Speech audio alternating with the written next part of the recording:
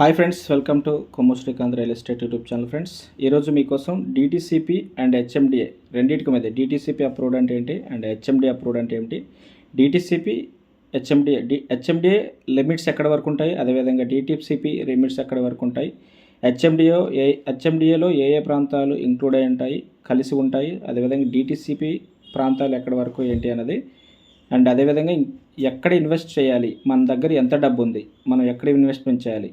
And ఇన్వెస్టర్స్లో రెండు రకాలు ఉంటారు. ఒకళ్ళు వచ్చేసి స్లోగా రిటర్న్స్ ఎక్స్పెక్ట్ చేసేవాళ్ళు, మనకి నిమ్మలంగా రేట్లు పెరిగితే చాలు, ఇప్పుడు పెరగకపోతే ఏముందిలే, మన దగ్గర ఉన్న డబ్బులు పెట్టి కొందాము, కొన్న తర్వాత ఎప్పటికైనా సరే 5-10 ఏళ్ళకి పెరిగితే చాలు అనుకునేటోళ్ళు ఉంటారు. అదేవిధంగా ఇప్పుడు మన దగ్గర ఉన్న డబ్బు పెట్టి మనం బిజినెస్ చేయాలి, మనం ల్యాండ్ కొనాలి, ఫ్లాట్ కొనాలి, ప్లాట్ కొనాలి, లేదా రెంటల్ ఇన్కమ్ బిల్డింగ్ కొనాలి, కమర్షియల్ ల్యాండ్స్ కొనాలి అంటే త్వరగా ఇందులో రెంటల్ ఇన్కమ్స్ అనేవి త్వరగా ఉంటాయి అన్నమాట హెచ్ఎండిఏలో. అండ్ డిటీసీపీలో కొద్దిగా లేట్గా ఉంటాయి. అంటే మన దగ్గర ఎంత డబ్బు ఉంది, మనం ఎక్కడ ఇన్వెస్ట్మెంట్ చేయాలి, ఏ లిమిట్స్లో చేయాలి, ఏ పర్మిషన్ తీసుకున్న ప్రాపర్టీ మీద మనం ఇన్వెస్ట్మెంట్ చేయాలి, ఎందులో ఇన్వెస్ట్మెంట్ చేస్తే, ఏ లిమిట్స్లో ఇన్వెస్ట్మెంట్ చేస్తే, ఏ పర్మిషన్తో ఉన్న ఇన్వెస్ట్మెంట్ చేస్తే మనకి సెక్యూరిటీగా ఉంటుంది, డాక్యుమెంటేషన్ కరెక్ట్గా ఉంటుంది, అండ్ లైఫ్లో మనం గ్రోత్ అవుతాము. నేను మీకు ఈ వీడియోలో క్లారిటీగా ఎక్స్ప్లెయిన్ అయితే చేస్తాను. ఫ్రెండ్స్, ఇక్కడ మనకి ల్యాండ్ కొనాలి లేదా అమ్మాలి అనుకునే విషయానికి వస్తే రెండు పర్మిషన్లు చాలా ఇంపార్టెంట్. ఒకటి వచ్చేసి హెచ్ఎండిఏ, రెండోది వచ్చేసి డిటీసీపీ. ఇదివరకు మనకి జిహెచ్ఎంసి కూడా ఉంది, అదేవిధంగా గ్రామ పంచాయతీ మున్సిపాలిటీ కూడా పర్మిషన్స్ అనేవి ఉన్నాయన్నమాట. ఇక్కడ మనకి తెలంగాణలో భూ ప్రణాళిక మరియు అభివృద్ధిని పర్యవేక్షించే రెండు ముఖ్యమైన సంస్థలు ఉన్నాయి. మొత్తం భూమి, తెలంగాణనే కాదు ఎక్కడైనా సరే, మొత్తం భూమి రెండు విధాలుగా పర్యవేక్షించబడుతుంది. అది వచ్చేసి ఒకటి హెచ్ఎండిఏ, రెండోది వచ్చేసి డిటీసీపీ. మనం అంటాం కదా పర్మిషన్ అని చెప్పేసి, ఆ పర్మిషన్లో అండర్ ఎందులో వస్తాయో అవే మనకి హెచ్ఎండిఏ అండ్ డిటీసీపీ. ఇక్కడ హెచ్ఎండిఏ మరియు డిటీసీపీల మధ్య ప్రధాన వ్యత్యాసం వాటి పరిధి మరియు ప్రణాళిక స్థాయిలలో ఉంటుంది. హెచ్ఎండిఏ, డిటీసీపీ వాటి పరిధి ఎంతవరకు ఉంటుంది, వాటిలో ఎంత ల్యాండ్ ఉంటుంది, విస్తీర్ణం ఎంత ఉంటుంది, అదేవిధంగా వాటి ద్వారాగా తీసుకున్న పర్మిషన్తో మనం ఇన్వెస్ట్మెంట్ చేస్తే మనకు ఎలాంటి లాభాలు ఉంటాయి, లేదా మనకు ఎలాంటి వెసులుబాట్లు ఉంటాయి అన్నది మనం చూద్దాం. హైదరాబాద్ నగర మెట్రోపాలిటన్ ప్రాంతంలో క్రమబద్ధమైన పట్టణీకరణను HMDA, Hyderabad metropolitan development authority పర్యవేక్షిస్తుంది. హైదరాబాద్ నగర మెట్రోపాలిటన్ ప్రాంతాలలో అంటే అభివృద్ధి చెందుతున్న మరియు అభివృద్ధి చెందిన ప్రాంతాలు, వాటిని మెట్రోపాలిటన్ ప్రాంతాలు అంటారు. అంటే మెట్రో స్టేషన్ దగ్గర కాదు. అందుకు ఎగ్జాంపుల్గా మనకి హెచ్ఎండిఏ లిమిట్స్ అంటారు. హెచ్ఎండిఏ లిమిట్స్ అంటే మనకి హైదరాబాద్ ఔటర్ రింగ్ రోడ్డుకి లోపల వచ్చే ప్రాంతాన్ని మనం హెచ్ఎండిఏ లిమిట్స్ అంటారు. ఓకేనా? అంటే సికింద్రాబాదు, మియాపూరు, ఇట్లా పటాన్ చెరువు, అటు వచ్చేస్తే మనకి వనస్థలిపురము, ఇవన్నీ కూడా. అండ్ ఇటువైపు మనకి నెహ్రూ ఔటర్ రింగ్ రోడ్డు, ఇటువైపు మన గండిమైసమ్మ ఔటర్ రింగ్ రోడ్డు, ఈ లోపల ఉండే ప్రాంతాన్ని మనం హెచ్ఎండిఏ లిమిట్స్లోకి వస్తుందన్నమాట. దీన్ని హెచ్ఎండిఏ హైదరాబాద్ మెట్రోపాలిటన్ అథారిటీ అండర్లో ఉంటుందన్నమాట. ఇక్కడ మనకి అదే సమయంలో రాష్ట్ర వ్యాప్తంగా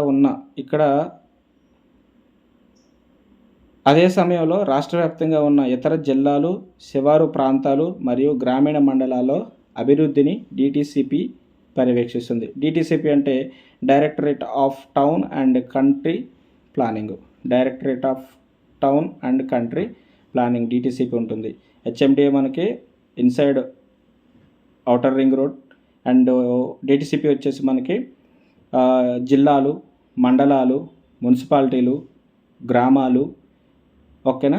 ఇట్లా అంటే ఇప్పుడు మనకి హైదరాబాద్లో జిల్లాలు ఇన్సైడ్ ఉండవు, మనకి అవుట్ సైడ్ వెళ్తేనే మనకి మున్సిపాలిటీలు ఉన్నాయి, గ్రామ పంచాయతీలు ఉన్నాయి. హైదరాబాద్లో గ్రామ పంచాయతీలు లేవు, తీసేశారు. కాబట్టి జిల్లాలను, గ్రామ పంచాయతీలను, గ్రామాలను, మండలాలను అభివృద్ధి చేయడానికి అక్కడ ఉన్న పర్మిషన్ ల్యాండ్ అమ్మడానికైనా, కొనడానికైనా, మనం కన్స్ట్రక్షన్ చేసుకోవడానికైనా పర్మిషన్ మనకి డిటిసిపి ద్వారా ఉంటుంది. డిటిసిపి అంటే మనకి directorate of town and country planning. ఇది ఈ డిటిసిపి అనేది నియంత్రిస్తుంది. అండ్ ఆస్తి కొనుగోలుదారుల కోసం ఈ రెండింటి మధ్య ఉన్న ముఖ్యమైన తేడాలను ఇప్పుడు మీకు చెప్తాను. ఎవరైతే ప్రాపర్టీని కొనుక్కోవాలనుకుంటున్నారో వాళ్ళు మనకి డిటిసిపి డిటిసిపి పర్మిషన్తో ఉన్న కొనుక్కోవాలన్నా, లేదా హెచ్ఎండిఏ పర్మిషన్తో ఉన్న కొనుక్కోవాలన్నా, ఎక్కడ ప్రాపర్టీ ఏ పర్మిషన్తో ఉన్న ప్రాపర్టీ కొంటే బాగుంటుంది, ఏ ఏరియాలో ప్రాపర్టీ కొంటే బాగుంటుందో అన్నదానికి నేను మీకు ఇప్పుడు ఎక్స్ప్లెయిన్ అయితే చేస్తాను. ఇక్కడ హైదరాబాద్ మెట్రోపాలిటన్ ప్రాంతంతో పాటు చుట్టుపక్కల శివారు ప్రాంతాలు వరకు దాదాపు 7,257 కిలోమీటర్ల పరిధిని మన హెచ్ఎండిఏ కవర్ చేస్తుంది. దీని ప్రధాన లక్ష్యం ఆధునిక పట్టణాభివృద్ధి మరియు మౌలిక వసతుల కల్పన. హైదరాబాద్ మెట్రోపాలిటన్ ప్రాంతంలో హెచ్ఎండిఏ పాటు చుట్టుపక్కల శివారు ప్రాంతాల వరకు దాదాపు 7,257 చదరపు కిలోమీటర్ల పరిధిని ఇది కవర్ చేస్తుంది. అంటే హెచ్ఎండిఏ లిమిట్స్లోకి వస్తుంది. దీని ప్రధాన లక్ష్యం ఆధునిక పట్టణాభివృద్ధి. మనం హెచ్ఎండి లిమిట్స్లో కొనుక్కొని నివసించి ఇల్లులు కట్టుకొని ఉంటేనే అభివృద్ధి. ఇల్లులు కట్టుకోవడం వల్ల రెసిడెన్సీ పెరుగుతుంది, పబ్లిక్ పెరగడం వల్ల ట్రాన్స్పోర్ట్ పెరగడం వల్ల గ్రోసరీస్ పెరుగుతాయి, నిత్యావసర వస్తువులు పెరుగుతాయి, అమ్మేటోళ్ళు పెరుగుతారు, కొనేటోళ్ళు పెరుగుతారు, అక్కడ ఉండేటోళ్ళు ఇవన్నీ కూడా మనకి. కాబట్టి ఇక్కడ మనకి పట్టణాభివృద్ధికి ఎక్కువగా పట్టణాభివృద్ధికి ఉపయోగపడేది మనకి హెచ్ఎండి లిమిట్స్ అనమాట. అంటే హెచ్ఎండి లిమిట్స్లో మనం కొంటే పబ్లిక్ పెరుగుతున్నారంటే వాళ్ళకి ప్రాపర్టీ కొనుక్కోవాలంటుంది, కొనుక్కునే వాళ్ళు ఉంటారు. అదేవిధంగా ప్రాపర్టీ కొనుక్కుంటే మనకి సేల్ అవుతుంది, మనం కొనుక్కోవచ్చు. మనం కొన్నది అమ్మాలి అనుకున్నా కూడా మనకి పబ్లిక్ అనేది ఇక్కడ ఉంటారు. పబ్లిక్ లేని దగ్గరికి పోయి మనం ప్రాపర్టీ కొని అక్కడికి వెళ్ళి మనం ప్రాపర్టీ కొని అమ్మాలి అంటే అక్కడ ఎవరికి అమ్ముతాం? మనం అక్కడ డెవలప్ అయిన రోజు అమ్ముకుంటాం. అందుకే ఎప్పుడో పూర్వం మనకు 5-10 సంవత్సరాల క్రితం, లేదా 20 ఏళ్ల క్రితం, 30 ఏళ్ల క్రితం, ఎప్పుడో మేము 20 ఏళ్ల క్రితం కొన్నాము, ఇప్పుడు చెప్తుంటారనమాట. ఎప్పుడో మేము 20 ఏళ్ల క్రితం కొన్నాము, ఎప్పుడో 15 ఏళ్ల క్రితం కొన్నాము, ఇప్పుడు రేటు పెరిగింది మంచిగా, అప్పుడిగో తక్కువ ఎంత కొన్నాము, ఇప్పుడు ఇంత పెరిగిందని చెప్పేసి అని పెద్దోళ్ళు చెప్పుకుంటూ ఉంటారనమాట. కాబట్టి ఇక్కడ ఎవరో లేని దగ్గర మనం ఇన్వెస్ట్మెంట్ చేస్తే రిటర్న్స్ అన్నవి కూడా మనకి లేటుగానే వస్తాయి. అంటే మన ఇన్వెస్ట్మెంట్ కూడా తక్కువగానే ఉంటుంది. కొద్దిగా ఎక్కువ ఇన్వెస్ట్మెంట్ చేసి త్వరగా అమ్ముకొని లేదా మనం కన్స్ట్రక్షన్ చేసుకొని పబ్లిక్ ఉన్న దగ్గర మనం ఇన్వెస్ట్మెంట్ చేసుకుంటే మనకి రిటర్న్స్ అనేవి త్వరగా ఉంటాయి. మన ఎక్స్పెన్సెస్ కూడా అలానే ఉంటుంది. దానికి లైఫ్ లాంగ్ ఇంకా మనకి ఇన్కమ్ అనేది వస్తూ ఉంటుంది అనమాట. ఇది హెచ్ఎండిఏకి, డిటిసిపికి. అండ్ ఇక్కడ మనకి పట్టణ అభివృద్ధి మరియు మౌలిక వసతుల కల్పన. ఇక్కడ డిటిసిపి ఇది రాష్ట్ర వ్యాప్త పరిధిని కలిగి ఉంటుంది. రాష్ట్రం, మండలాలు, డిస్ట్రిక్ట్స్, మున్సిపాలిటీలు ఇవన్నీ కూడా డిటిసిపి పరిధిలో ఉంటాయి అన్నమాట. అండ్ హెచ్ఎండి పరిధి వెలుపల ఉన్న పట్టణాలు, మున్సిపాలిటీలు మరియు గ్రామీణ లేదా పాక్షిక పట్టణ ప్రాంతాలలో రియల్ ఎస్టేట్ లేఅవుట్లను జోనింగ్ ఇది నియంత్రిస్తుంది. ఏంటిది? డిటిసిపి అయిపోయింది కదా. ఇప్పుడు మనకి రాష్ట్ర వ్యాప్త పరిధిని కలిగి ఉంటుంది. హెచ్ఎండిఏ పరిధి వెలుపల ఉన్న డిటిసిపి అనేది హెచ్ఎండిఏ పరిధి వెలుపల అంటే మనకు బయట సైడ్. హెచ్ఎండిఏ అంటే డిటిసిపి అంటే హెచ్ఎండిఏ వెలుపల. సపోజ్ ఇప్పుడు మనం ఒక బాల్ తీసుకుంటే బాల్ చుట్టూ బయట ఉన్న జోన్ నేమో డిటిసిపి జోన్ అంటాము. బాలుకు సరౌండింగ్ ఏదైతే లోపల ఉందో ఆ లోపలి ప్రాంతాన్ని అంతా కూడా మనం హెచ్ఎండిఏ ప్రాంతం అంటారు. హెచ్ఎండిఏ ప్రాంతం లోపల ఉన్న ప్రాంతం అంటే ఆల్మోస్ట్ మనకు డెవలప్ అయినా లేదా అవుతున్నా వస్తుంది. అంటే ఇప్పుడు మనకి అవుట్ సైడ్ ప్రాంతం అంటే డిటిసిపి ఎలా ఉంటుందంటే open lands, ventures, resorts, farm houses, farm lands ఇవి వస్తాయి అన్నమాట. అవి తక్కువ ప్రైస్లో దొరుకుతాయి. ఫ్యూచర్ వాటికి డెవలప్మెంట్ అవి మనకి ఇన్కమ్ జనరేట్ అవ్వడానికి ఫ్యూచర్ టైం పడుతుంది. అది ఎన్ని సంవత్సరాలు అనేది మనం చెప్పలేము. ఇక్కడ అనుకోండి ఇమీడియట్గా మనం హెచ్ఎండిఏ లిమిట్స్లో పబ్లిక్ ఉంటారు, ట్రాన్స్పోర్ట్ ఉంటుంది, షాప్స్ ఉంటాయి, మాల్స్ ఉంటాయి. కాబట్టి ఇక్కడ ఏదైతే మనం ప్రాపర్టీ కొన్నామో దానికి సంబంధించిన కన్స్ట్రక్షన్ చేసుకుంటామా, లేకపోతే ఆల్రెడీ చేసిన దానికి తీసుకుంటామా, దానికి సంబంధించిన ఏదైతే పబ్లిక్ ఇప్పుడు మనం ఒక షాప్ పెట్టాము హెచ్ఎండి లిమిట్స్లో, అంటే మన ఇన్సైడ్ పబ్లిక్ ఉన్న దగ్గర మనం షాప్ పెట్టినప్పుడు షాప్ దగ్గరికి పబ్లిక్ వస్తారు, పబ్లిక్ ఉన్న దగ్గరే మనం షాప్ పెట్టాము. అదే వెంచర్లో పెడితే షాపు అక్కడ ఎవరు రారు, అక్కడ ఇన్వెస్ట్మెంట్ అన్నది ఇంక్రిమెంట్ అన్నది స్లోగా ఉంటుంది. ఇదే డెవలప్మెంట్, ఇదే మనకి ఈ వ్యత్యాసం తెలుసుకోవాలి. అండ్ డిటిసిపి ఇది మౌలిక వసతుల కల్పన. డిటిసిపి ఇది రాష్ట్ర వ్యాప్త పరిధిని కలిగి ఉంటుంది. హెచ్ఎండే పరిధి వెలుపల ఉన్న, అంటే బయట సైడ్ ఉన్న పట్టణాలు, మున్సిపాలిటీలు, గ్రామాలు లేదా పాక్షిక పట్టణ ప్రాంతాలలో రియల్ ఎస్టేట్ లేఅవుట్ను జోనింగ్ ఇది నియంత్రిస్తుంది. మౌలిక వసతులు మరియు లేఅవుట్ నిబంధనలు.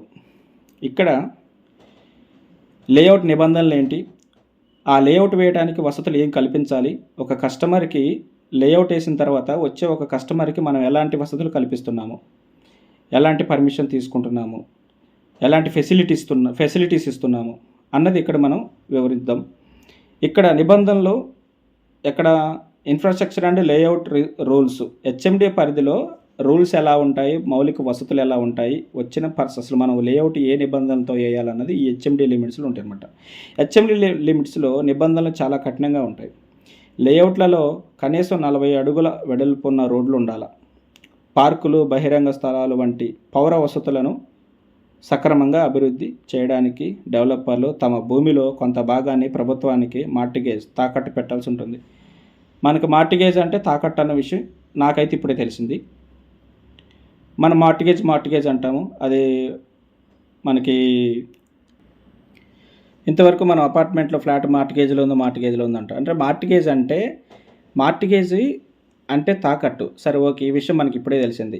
ఫ్లాటు ఒక బిల్డింగ్ కన్స్ట్రక్షన్ చేసేటప్పుడు ఆ బిల్డర్ వచ్చేసి ఒక ఫ్లాటు లేదా 2 ఫ్లాట్లు పర్మిషన్ ప్రకారంగా ఎంత అయితే ఉంటుందో అంత ఎస్ఎఫ్టీని మార్టిగేజ్ పెడతారు. ఎవరికి? గవర్నమెంట్కి. గవర్నమెంట్ ఎందుకు పెడుతుంది?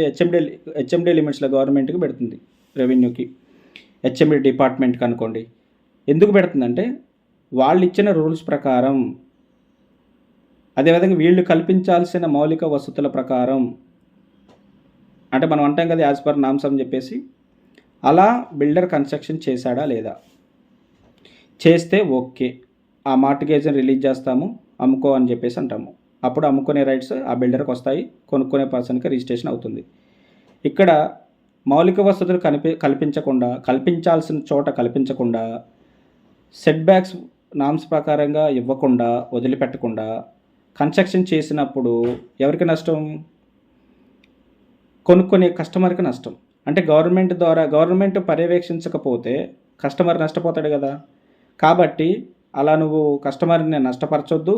అదేవిధంగా ఏదైతే రోడ్లు అండ్ మౌలిక వసతులు ఏవైతే ఉన్నాయో అవి నువ్వు వాటికి భంగం కలిగించొద్దు అని చెప్పేసి ఒక బిల్డర్ కట్టే కన్స్ట్రక్షన్లో మార్టిగేజ్ అనేది పెడుతుందన్నమాట హెచ్ఎండిఏ.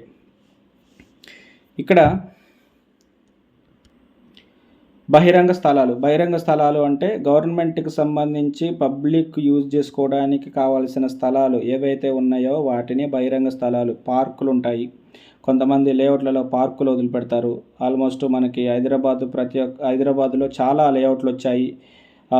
వాటన్నిటికి కూడా పార్కులు అనేవి కంపల్సరీగా ఉంటాయి. వాటిని బహిరంగ ప్రాంతాలలో పార్కులు గవర్నమెంట్ తరపున ప్రజలు ఉపయోగించుకోవడం కోసం ఆ లేఅవుట్లలో ఎవరైతే ఓపెన్ ప్లాట్ కొనుక్కొని కన్స్ట్రక్షన్ చేసుకొని ఫ్యామిలీస్ ఉంటున్నాయో వాళ్ళందరూ యూటిలైజ్ చేసుకోవడానికి పార్కులు ఉపయోగిస్తారు. వాటిని బహిరంగ ప్రదేశాలు అంటారు. బహిరంగ స్థలాల వంటి పౌర వసతులను అండ్ 40 ఫీట్ల రోడ్లు ఉండాలి, బహిరంగ పార్కులు ఉండాలి, బహిరంగ స్థలాలు ఉండాలి. అలాంటి వసతులను సక్రమంగా చేయడానికి డెవలపర్లు తమ భూమిలో కొంత భాగాన్ని ప్రభుత్వానికి మార్టిగేజ్ అంటే తాకట్టు పెట్టాల్సి ఉంటుంది. ఓకే, ఇక్కడ డిటిసిపికి వద్దాం. డిటిసిపి ప్రాంతీయ పరిసరాలకు, డిటిసిపి అనేది ప్రాంతీయ పరిసరాలకు అనుగుణంగా ఇక్కడ నిబంధనలు కొంత సరళంగా ఉంటాయి. అంత కఠినంగా ఉండవు, కొద్దిగా సరళంగా ఉంటాయి. అంటే హెచ్ఎండిఏతో పోల్చుకున్నంత కఠినం కంటే డిటిసిపిలో కొంత వెసులుబాటు అనేది ఉంటుంది.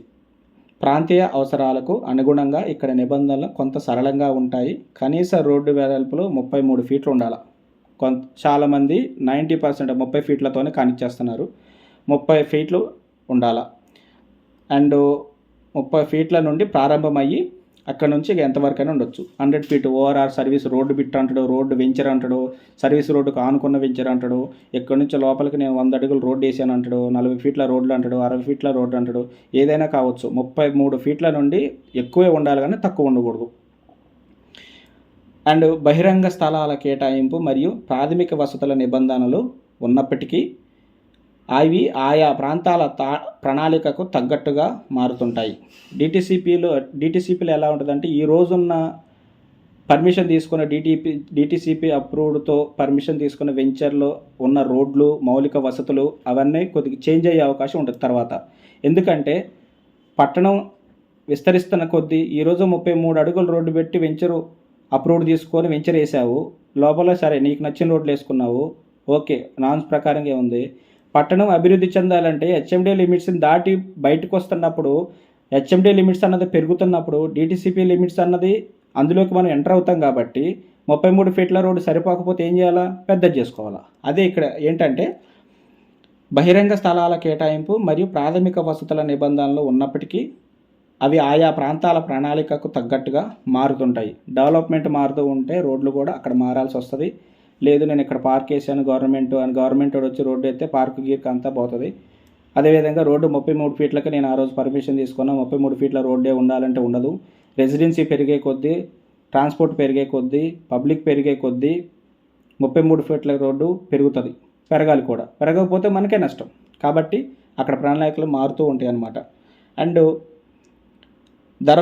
ధరల విషయానికి వస్తే, ధరలు మరియు పెట్టుబడి కాలపరిమితి వీటికి డిమాండ్ ఎక్కువ మరియు వీటికి హెచ్ఎండిఏ లిమిట్స్లో ఉన్న వాటికి ధరలు మరియు ప్రణాళికలు డిమాండ్ ఎక్కువ మరియు భారీగా పెరిగే ధరలు ఉన్న ఏరియా వచ్చేసి మనకి హెచ్ఎండిఏ ఉంటుంది. నగర కేంద్రాలకు దగ్గరగా ఉండటం వల్ల త్వరగా విక్రయించుకునే వీలుంటుంది. అదే నేను మీకు ఫస్ట్ చెప్పాను కదా, హెచ్ఎండి మన బడ్జెట్ ఎంత, మనం ఎక్కడ ఇన్వెస్ట్మెంట్ చేయాలి, మనం స్లో రిటర్న్స్ కోసం చూస్తున్నామా అంటే, సరే ఒక 5 ఏళ్ళకి అమ్ముడుపోయిద్దిలే, అప్పుడు ఎంత కొంత పెరుగుతుందిలే అనుకుంటున్నావా, లేకపోతే ఉన్న డబ్బుతో మళ్ళీ డబ్బును నేను సంపాదించాలి, హెచ్ఎండి లిమిట్స్లో కొనుక్కుంటే తొందరగా మనం మళ్ళీ రీసేల్ చేసుకోవచ్చు, లేదా రెంట్లకు ఇచ్చుకోవచ్చు, బిల్డింగ్ కట్టగానే రెంట్ వస్తుంది మనకి, అలా ఆలోచిస్తున్నావా? ఇక్కడ ఏంటంటే హెచ్ఎండి లిమిట్స్లో మనం ఇన్వెస్ట్మెంట్ చేస్తే మనకి ఇన్కమ్ అన్నది త్వరగా ఉంటుంది, ఇంక్రిమెంట్ అన్నది త్వరగా ఉంటుంది, మళ్ళీ మనం రీసేల్ అయినా చేసుకోవచ్చు, లేదంటే కన్స్ట్రక్షన్ చేసుకొని రెంట్లకైనా ఇచ్చుకోవచ్చు, లేకపోతే మనమే ఉండొచ్చు. మనం ఎక్కడ ఉంటామో అక్కడే మనకు కావాలి. మనం ఎక్కడ ఉంటాము? రెసిడెన్సీ ఎక్కడ ఉందో అక్కడే ఉంటాం. రెసిడెన్సీ ఎక్కడ ఉంది? హెచ్ఎండి లిమిట్స్లో ఉంది. నగరం ఎక్కడుంది? మెట్రో స్టేషన్ ఎక్కడుంది? లేకపోతే రైల్వే స్టేషన్ ఎక్కడుంది? మాల్స్ ఎక్కడున్నాయి? డిటిసిపి వెంచర్లలో లేవు. ఇవన్నీ మనకి ఇన్సైడ్ హైదరాబాద్లో ఉన్నాయి, అది కూడా హెచ్ఎండి లిమిట్స్లోనే ఉన్నాయి. కాబట్టి మనం హెచ్ఎండి లిమిట్స్లో రెసిడెన్సీ ఎక్కువ ఉంటుంది కాబట్టి మనం అక్కడ ఇన్వెస్ట్మెంట్ చేస్తేనే మన డబ్బు అన్నది అధికమవుతుంది. అది ఎంత అధికమవుతుందా ఏంటన్నది మనం చేసే ఇన్వెస్ట్మెంట్ని బట్టి ఉంటుంది. ₹1,00,00,000 చేసాము, లేకపోతే 2 కోట్లు చేసాము, 1,50,00,000 చేసాము, ఒక 5 కోట్లు చేసాము, 10 కోట్లు చేసాము, ఓకే, దానికి తగ్గ ప్రాపర్టీ కొనుక్కుంటే ఇన్కమ్ కూడా మనకు దానికి తగ్గట్టు ఉంటుంది. అంటే పిండి కొద్దీ రొట్టె అన్నట్టు ఉంటుంది అనమాట. డిటిసిపి వెంచర్లు ఎలా ఉంటుంది అంటే, ఈరోజు కేజీ పిండి పెడితే కేజీ పిండితో మనం ఇక్కడ రెసిడెన్షియల్స్లో అంటే పిండి కొద్ది రొట్టె ఎందుకు అన్నానంటే, ఎంత డబ్బు పెడితే మనకి ఇన్కమ్ కూడా అలానే వస్తుంది. అలా అని మనం డిటిసిపిలో ఎలాంటి ఎక్స్పెక్టేషన్స్ మనం పెట్టుకోము, ఎలాంటి కోరికలు మనకు అక్కడ చల్లవు అనమాట. ఎందుకంటే అక్కడ 5,000 గజం అంటాడు, ఒకడు 10,000 గజం అంటాడు, 15,000 గజం అంటాడు. అదే 5,000, 10,000, 15,000, 20,000, 50,000 వరకు గజం వేసుకున్నా కూడా ఓకే.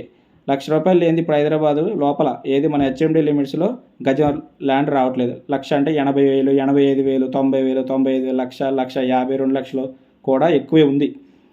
అప్పుడు మనకి డబ్బు అన్నది పెరుగుతుంది, ల్యాండ్ అనేది తగ్గుతుంది. లేదు ఎప్పటికైనా వస్తే ఉంది, తక్కువ డబ్బు ఉంది, నాకు ఎక్కువ ల్యాండ్ రావాలంటే వెంటనే డిటిసిపి వెంచర్కి వెళ్ళిపోవడం, తక్కువ డబ్బుతో ఎక్కువ ల్యాండ్ కొనుక్కోవడం, ఎక్కువ సంవత్సరాలు వెయిట్ చేయడం. అంటే హైదరాబాదు పరిధిలో ఎన్ని సంవత్సరాలు వెయిట్ చేస్తే కాలాన్ని కూడా మనం సరి చూసుకోవాలి. ఎక్కువ అంటే సంవత్సరం కూడా ఎక్కువే అనుకుంటారు కొంతమంది, 5 సంవత్సరాలు కూడా ఎక్కువే అనుకుంటారు కొంతమంది, 10 సంవత్సరాలు కూడా 10 సంవత్సరాలు తక్కువే అనుకుంటారు కొంతమంది. ఒక్కొక్క మనిషి ఒక్కొక్క మనస్తత్వం, ఒక్కొక్క భావంతో ఉంటారు. కాబట్టి అది మన ఇన్వెస్ట్మెంట్ మీద ప్రభావం ఖచ్చితంగా వాటి ప్రభావం ఉంటుందన్నమాట. అండ్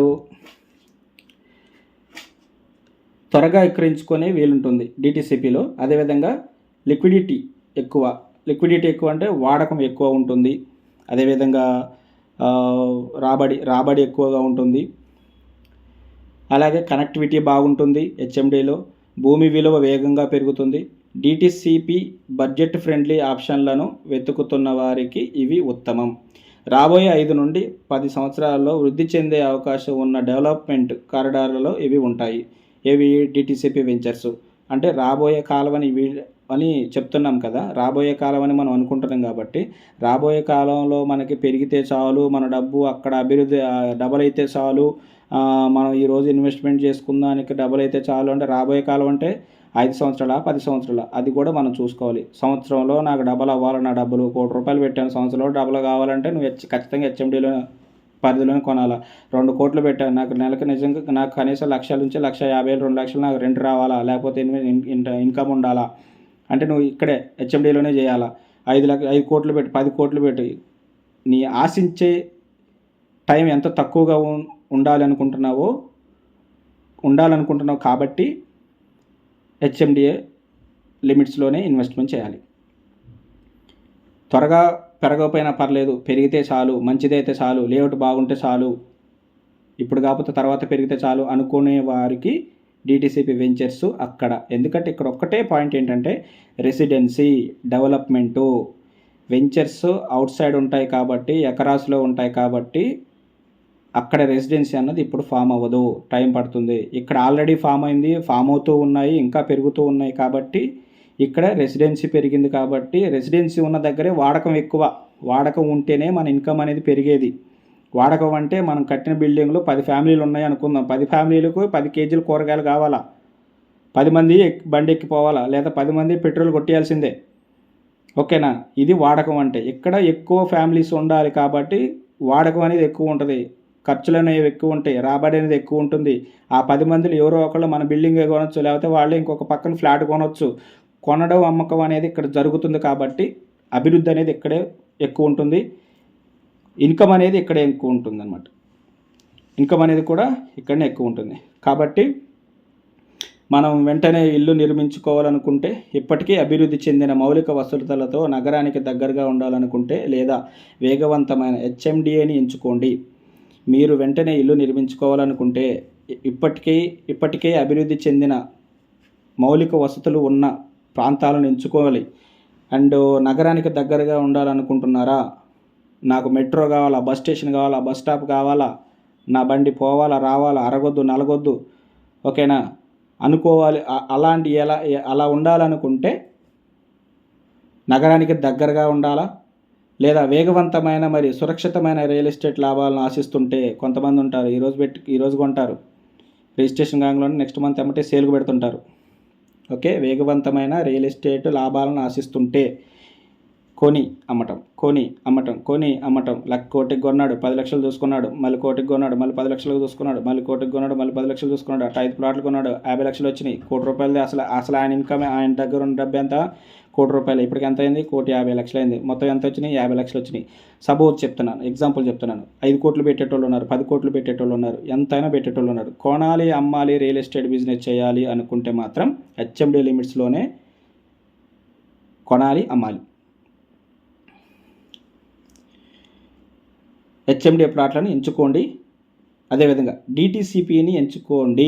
మీ బడ్జెట్ పరిమితంగా ఉంటే, బడ్జెట్ పరిమితం అంటే అయ్యో నా దగ్గర 50 లక్షలు ఉన్నాయి, లేకపోతే 30 లక్షలు ఉన్నాయి, 25 లక్షలు ఉన్నాయి, 20 లక్షలు ఉన్నాయి, నా బడ్జెట్ చాలా పరిమితిగా ఉంది, తక్కువగా ఉంది అనుకుంటే బడ్జెట్ భవిష్యత్తులో వృద్ధి చెందే శివారు ప్రాంతాలలో అన్నాం కదా, డిటిసిపి వెంచర్లు ఉంటాయి. డిటిసిపి లిమిట్స్ ఎక్కడి వరకు ఉంటాయి?